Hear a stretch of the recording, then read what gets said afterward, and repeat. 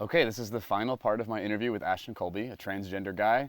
In this interview, we talk about trans athletes, trans children, and how being trans has affected Ashton's spirituality. Let's go. This one kind of tends to be probably the more politicized and controversial and like opposed aspect of the trans journey, in at least in our country, right? Trans athletes.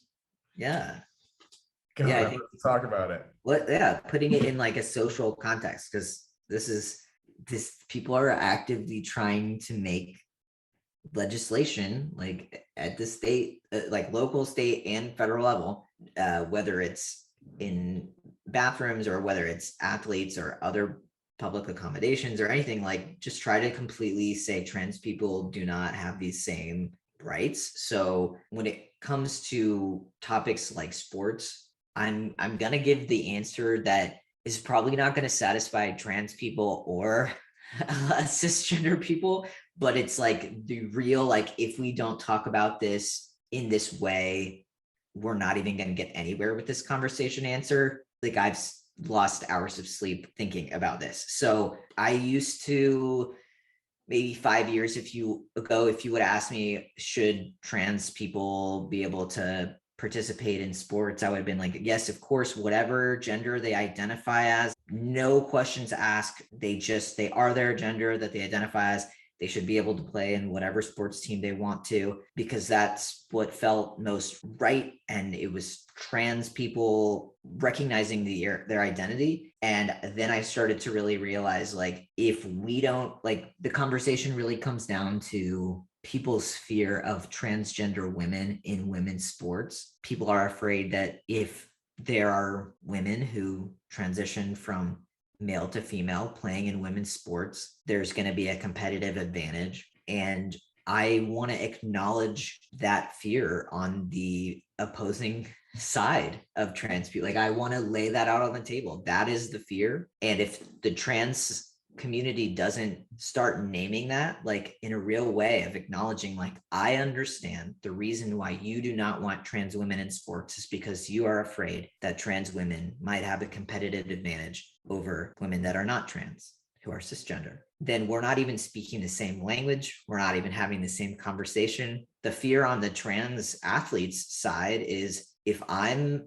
a transgender woman and you don't think I should be able to be on the women's team, you don't see me as a woman. And so you don't see me. And I'm afraid you don't see me or validate me and who I am. And that's a big deal. Like, let's acknowledge that on that side. Both sides have different needs and different fears that oppose each other. But if we don't start, like, acknowledging the reason behind these oppositions, and if we just keep having the conversation, trans women should not be in sports or they should be in sports, and just there's not any, like, why do you feel what you feel on either side? Like, maybe trans women do have a competitive advantage in women's sports from just an objective, even as a trans person, as an unbiased, if I totally take back all my bias and just look objectively, I can objectively see circumstances in which there are transgender women competing in women's sports, and I'm recognizing that they do have a physical competitive advantage. And I'm trans, and I still see them as a woman. And I think that sports are really fun.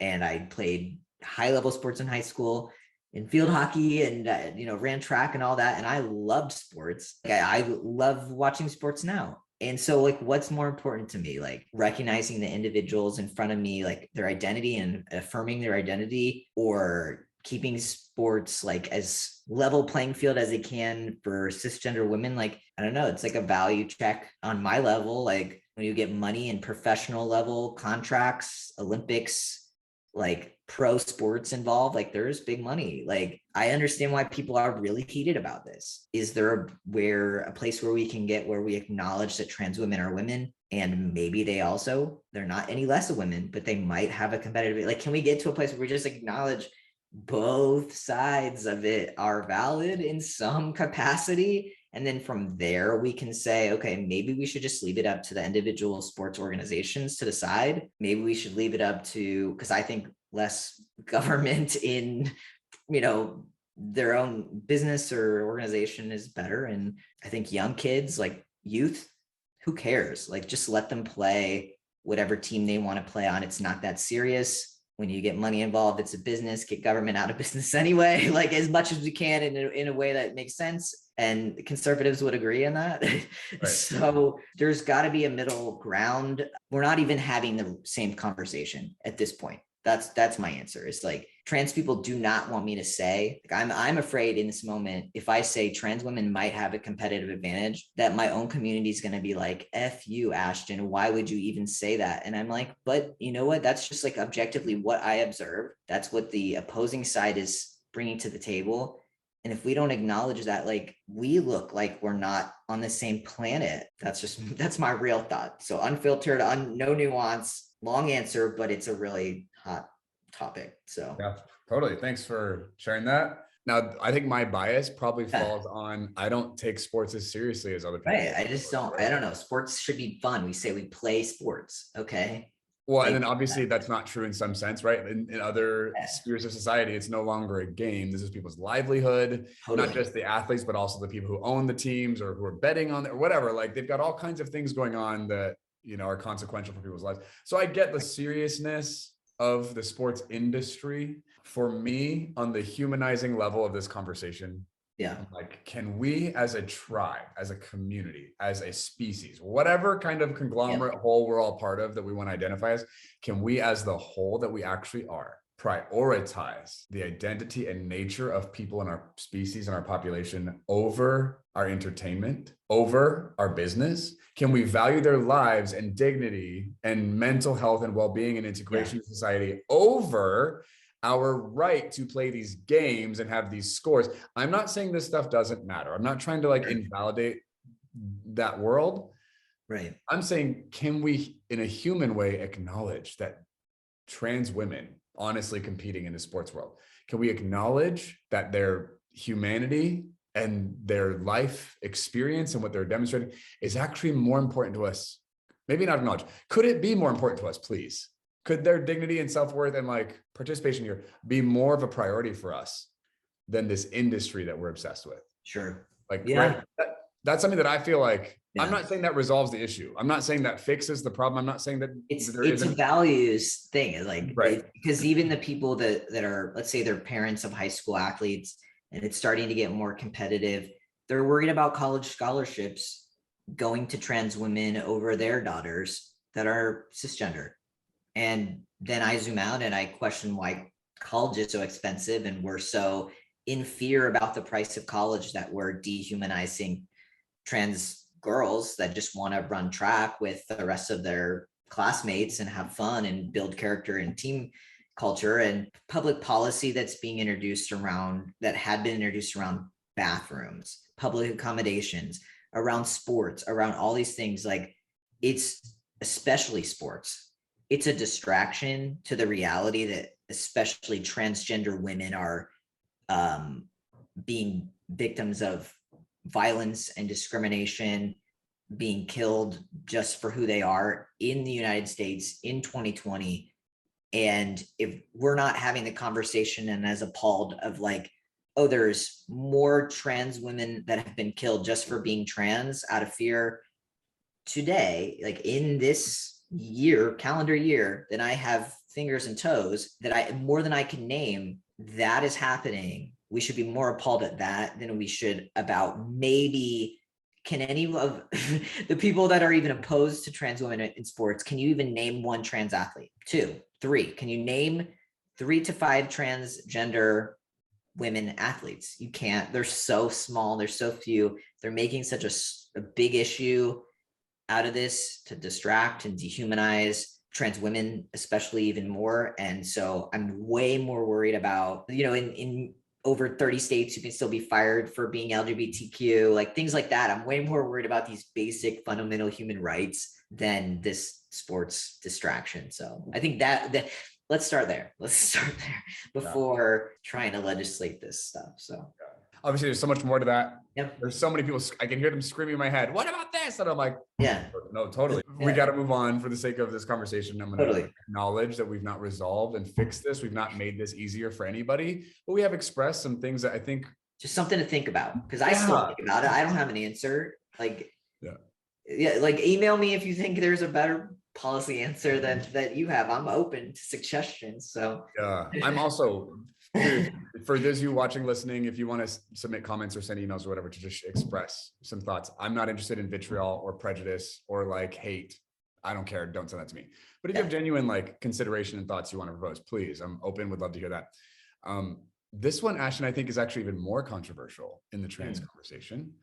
Would love to go here too. What do you have to say about, because I know you didn't transition until like your teens, right? Sorry, your 20s. So you were like fully an adult, independent. Yeah, I came out when I was 19. Yeah. So I was an adult. Yeah. So what do you have to say? Can you speak to the whole like fear, concern, opposition when it comes to trans children? Like kids who know, from a young age that their gender is not the one that they, their bodies presenting or whatever. And like any kind of efforts that are going toward affirming their trans identity. You want to share thoughts, especially for like, I'm thinking about some of the parents who are listening to this, watching this, who are like, I want to support you, Ashton. And then I've noticed this is a simple like sign off, like, I'm not considering this at all, because they pull the kid card in. You touch the kids, it's over. Nope, none of this is valid. Your dehumanization is a small cost for me to protect the innocence of children. And it starts to become like a conflated, distracted, convoluted, murky. We're not talking about the same thing anymore. Would you care to speak to that?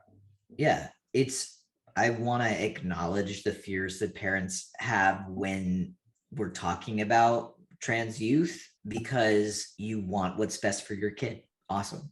I'm all here for that. And I'll share what I know of talking to dozens of parents of trans kids and trans youth themselves, all the things above. That one, the international standards of care, no one does surgery on anyone under 18, anything between their legs. Nobody, not a single surgeon does surgery on youth between their legs. Just doesn't happen. It's absolutely against standard medical practices in all circumstances. And so when we talk about youth transitioning, we're not talking about major genital surgery on young people. That's not what we're talking about. We're talking about possibly puberty blockers around 13, 14. We're talking about maybe starting testosterone or estrogen when you're 15, 16, 17, possibly getting like a chest. Maybe, for example, you're a transgender guy, you had a lot of chest development through your first puberty as a girl, and you really at 17, you for 5 years have been saying, I'm a boy, but you got major chest development. Like, you might then get chest surgery to masculinize your chest at 16, 17. 99% of the time, nobody does surgery under anyone under 18. That's just complete standard practice. And so, because there is a world standard care for trans people that all doctors have to follow. So that's just, to normalize that, to get that out of the way. And I've seen a lot of trans people I've known trans guys that have gotten on testosterone when they're 16.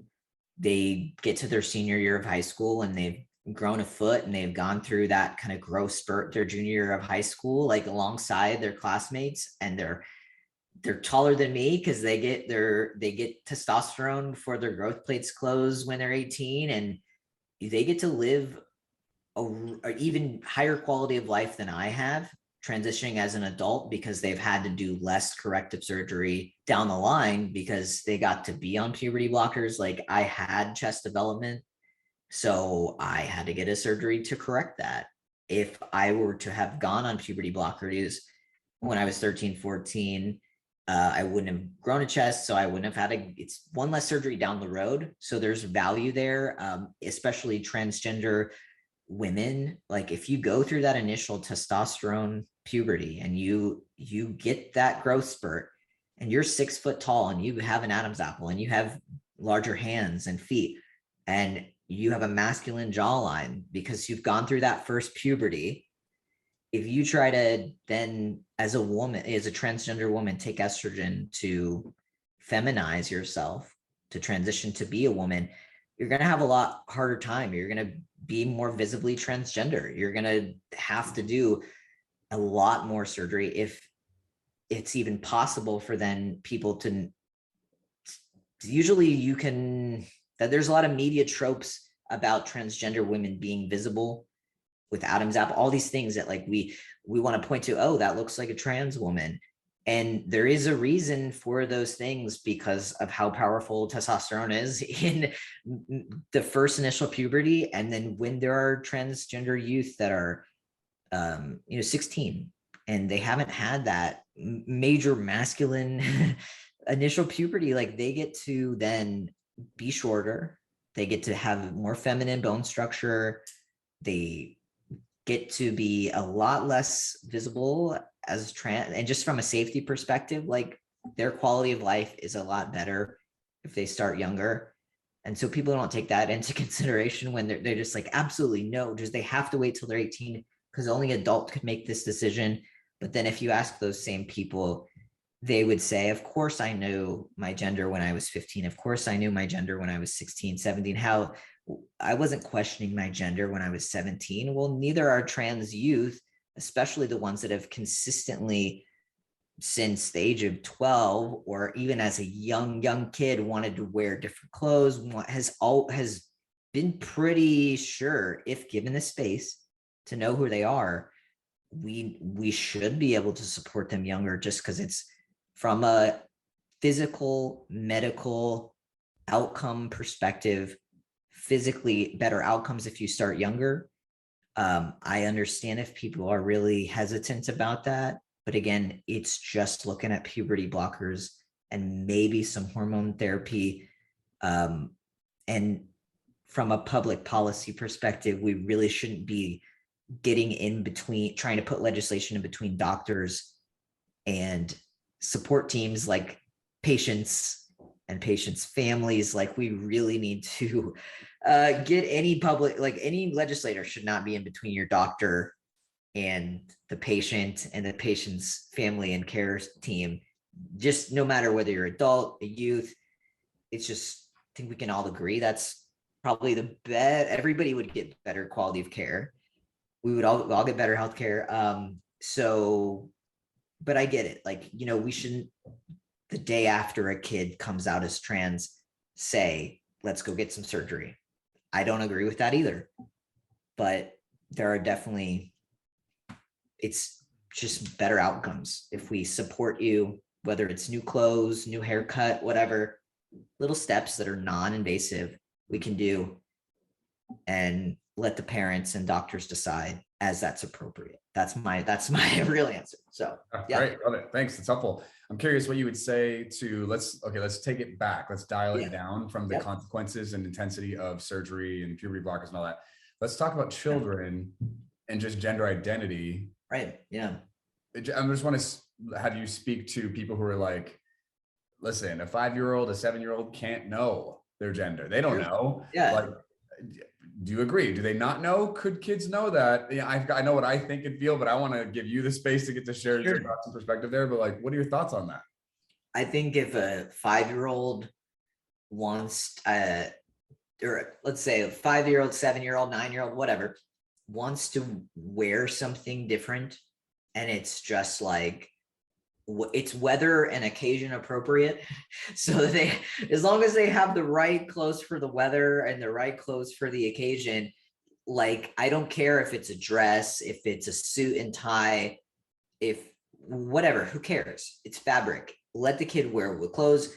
If they want to get a shorter haircut, a longer haircut, what does that matter? It doesn't matter at all. So let's let the kid have a little bit more freedom of expression in relation to these things that have no harm to them whatsoever. Like, as long as they got mittens and gloves on when it's snowing, like, and they're wearing dress clothes for their nice restaurant, that's all I care about. So, if a 7-year-old boy wants to wear a dress, I don't care. Who cares? If they want to wear their hair long, doesn't hurt anybody.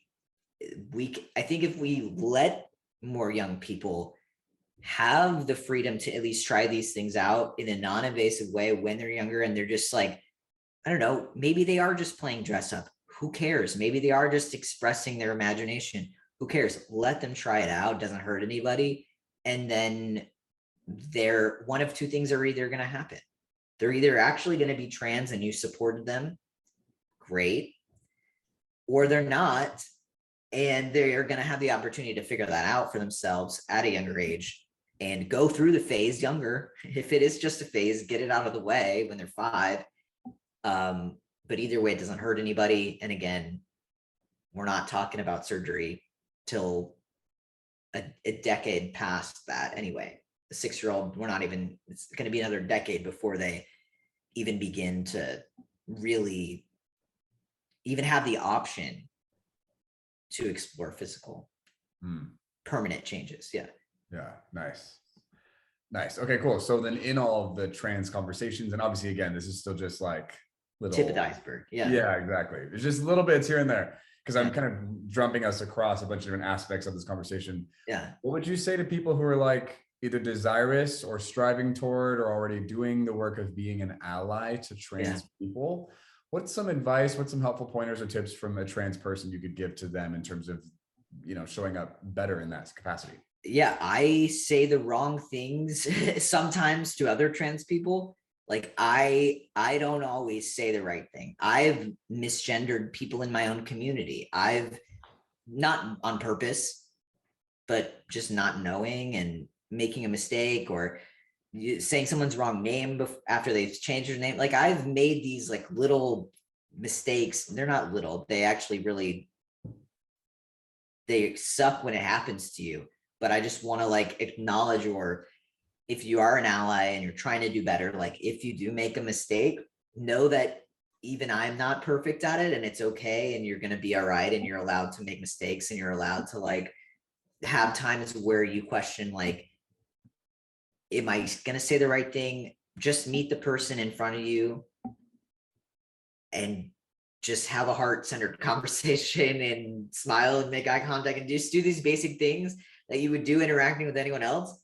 And if you mess up the terminology or don't know something, like you'll figure it out, but don't let the fear before you even get there stop you from even trying. It's probably the most blanket thing, because the whole saying the right terms, like it's always changing. There's things I've said in this conversation we've had that other trans people are not going to agree with. That's okay. Like this is just the truth of my experience. So meet the person in front of you for the truth of their experience and you'll be all right. Nice. Okay, great. Thank you. All right. So now I would like to poke at maybe a different, deeper level to this conversation. So obviously we've discussed different aspects of the trans experience and the conversation therein, but Ashton, you bring another layer to this experience and the work that you do and your perspective and how it's definitely influenced by this. You still consider yourself a Christian. You still believe in God. You're still deeply spiritual and you still have that lens and priority and value in the midst of all of this, transition and all that. I would love to hear some of your perspective and thoughts and experiences as it pertains to God's involvement and expression and attitude. And I mean, any and all the things that come up from that. I know, again, like we're doing tip of the iceberg stuff. There's so much to it. You and I could obviously just get lost in just this aspect alone, but we'd just love to hear some of that from you. Yeah, I would say that I couldn't have gotten through my trans experience without a belief in a higher power that is pure unconditional love. I would have ended my life because of how hard this experience is. And I have to first, above any social identity, know that I'm a beloved child of God, just like everyone else. And so I've shared that I grew up in a Methodist church. And so I have this familial foundation of being a Christian. And in so many ways, I've expanded my faith even bigger than that. Like that's a basis, that's a framework that I have, that I hold so dear to my heart that I can't ever separate myself from that. And I've also gone through my own deconstruction, reconstruction, burn the whole house down, totally rebuild it, like experience of feeling like God is so much more than like I mentioned, like an old man in the sky, like judging me or anything. And my ability to like witness the divine and human in Jesus is what allows me to witness that deeper in myself, but I also witness that in other figures, even in the Bible, like Mary Magdalene and all these other beautiful divine inspiration that come through just as much I hold reverence for in the Bible. And then I'm a yoga teacher, so I've explored like Buddhism and Hinduism and other Eastern cultures. I keep coming back to Christianity because it's this unshakable foundation in my life, and it's the most rooted and most grounded thing for me. And like God for me is, I can't just use he pronouns for God. I can't just, it has to be, I just say God, because it is the everything, is all, is it is the most magnificent, most deepest, like beyond even words that I can describe, unconditional love that is way bigger than any one text that could ever be fit into one book. It just is, it's indescribable. And so I know God deeper as I've allowed myself to know who I am deeper. And I've like was so, I think, just disconnected from the truth of who I am. So how could I know the truth of how God made me if I didn't allow myself to honor that? Like, you know, my spirit signed up to be trans. I know that. I know, like, talk about, yeah, let's go there. Okay, so like talk about like the fruit of the spirit, talk about compassion, talk about these things that are like you learn them in life that stay with you beyond this life and after. It's like, how could I have learned any deeper compassion as a man to have a woman's experience for the first 20 years of my life? You know, it's like, well, I've embodied that. I live that. You can't tell me that women aren't treated differently than men in society, because I literally know that from firsthand experience in a deeply embodied, unshakable way. And if that isn't compassion, like embodied compassion, then I don't know what is. So talk about dissolving barriers of social identity. Like, it's ironically that in being the most hotly contended social identity, being trans, I've actually like anybody's body that's different than what you expect, whether you have a disability, whether you are a different race that's not white, whether you are any kind of just expression of human life that falls out of the like painted portraits we see of Jesus, that's just like a white dude with long hair. Like I don't even see Jesus as like a white dude, because Jesus wasn't white. So those kind of things, like I question a lot more about the representations we've had of the divine that don't look like the, you know, the expanse that is humanity. Like, so big answer, but it's I have a couple questions. yeah. One, this is like maybe just like a pit stop along the way. I'm curious Yeah. if you'd be willing to share what were some of the ways that when you were presenting as a woman, what were some of the things that you're like, yeah, I was treated different here? Sure. Are there certain examples? It's, I feel safer in my body just walking around like the streets. Like if I go downtown, for example, I do not get yelled at through moving cars the way that I used to, like, you know, just catcalling.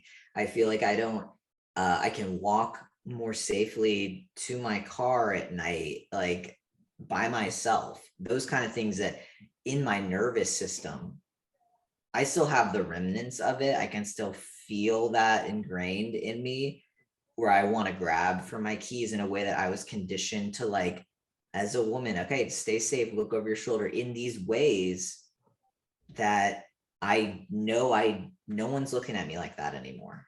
And so I try to, when I'm walking down the street and I'm the only guy and it's women, I try to give them space.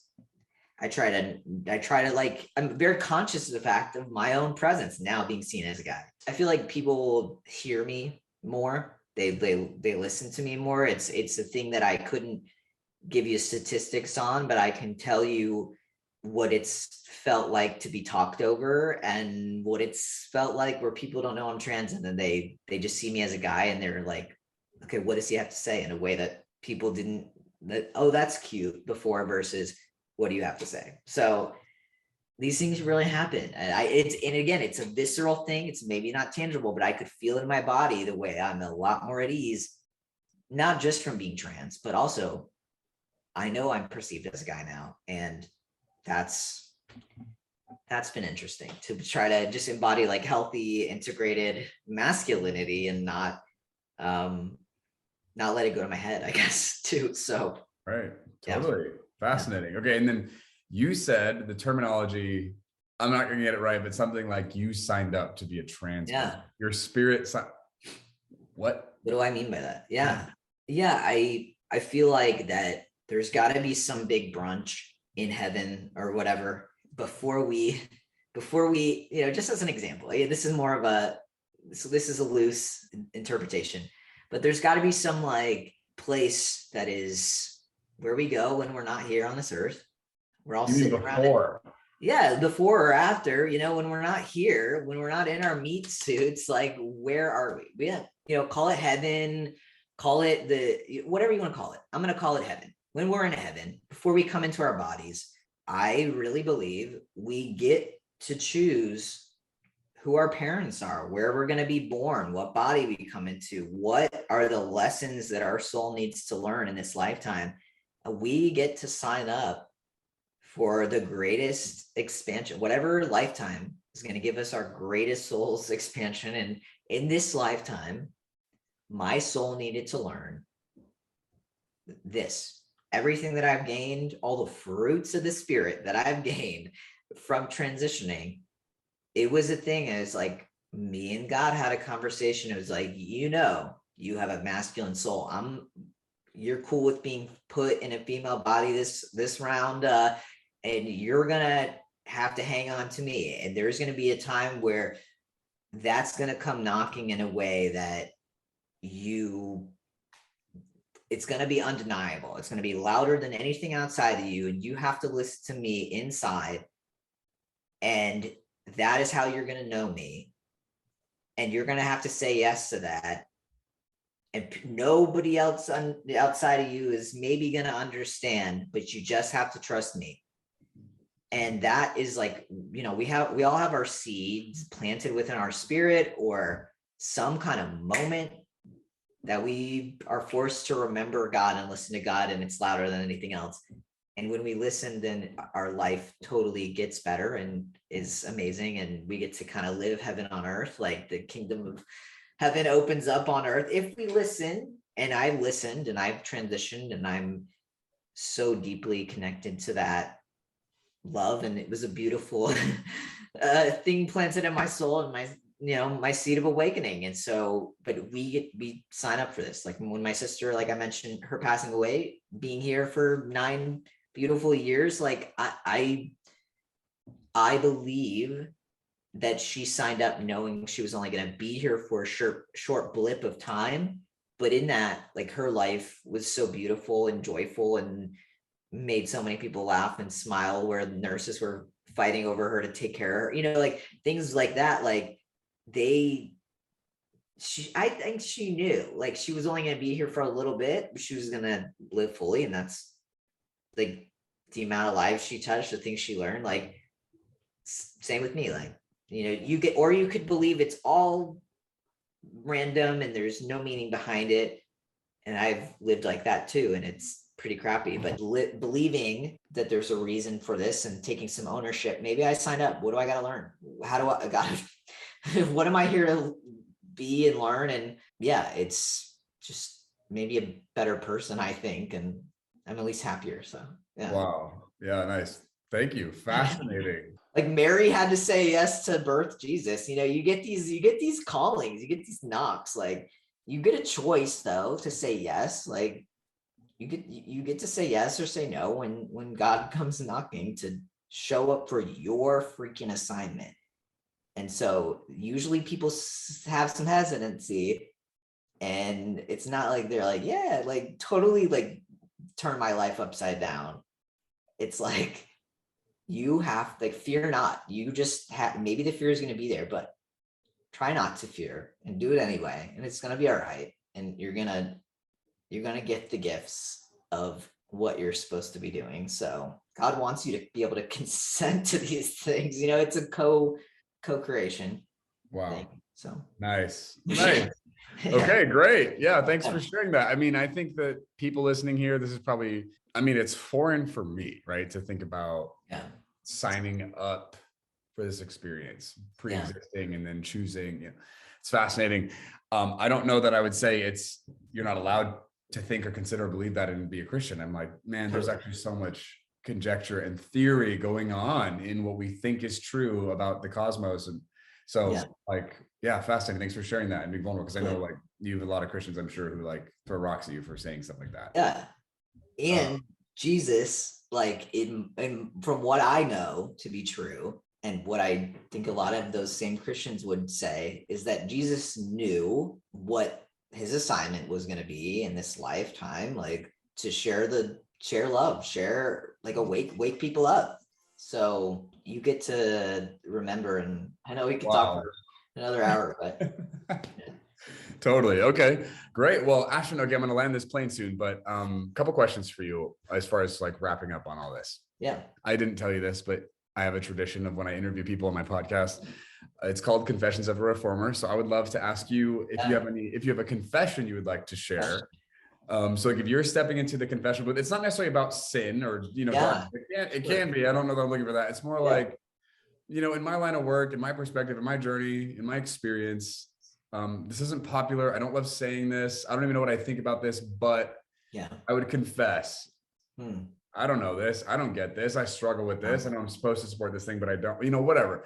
Is there a confession that you would, I know I'm putting you on the spot, but is there a confession? That's an awesome question. I would say that, I guess, relating to everything that we've talked about so far, I think something I would want people to know about me that maybe I don't usually have this space to talk about in this depth is that, kind of mentioned this before, but politically and to do the advocacy work that I do, and to have people at least start to begin my experience, to understand my experience, I say I'm a transgender man. And in so many ways, that's not even the first way that I see myself. Like, again, I really see myself as a beloved child of God first, above and beyond absolutely everything.